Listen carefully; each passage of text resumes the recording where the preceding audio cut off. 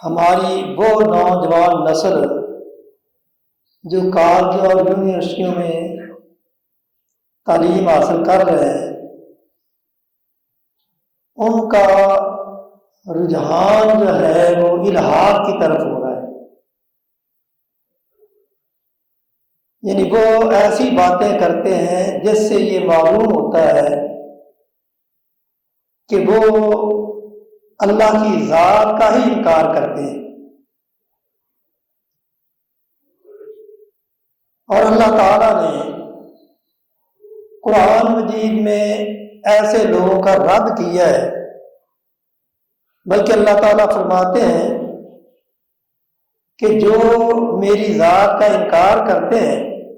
یعنی یہ فتنہ کوئی نیا فتنہ نہیں ہے،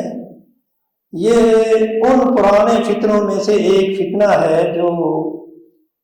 رسول اللہ صلی اللہ علیہ وسلم جب دنیا میں تشریف لائے تھے،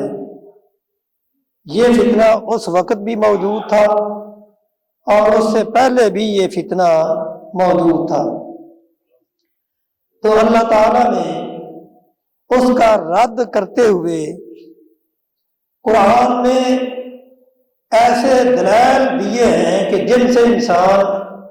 غور و فکر کرے تو اپنے اس برے نظریے سے وہ باز آ سکتا ہے۔ اور اسی لیے اللہ تعالیٰ فرماتے ہیں سنریہم آیاتنا فی الآفاق وفی انفسہم حتی یتبین لہم انہ الحق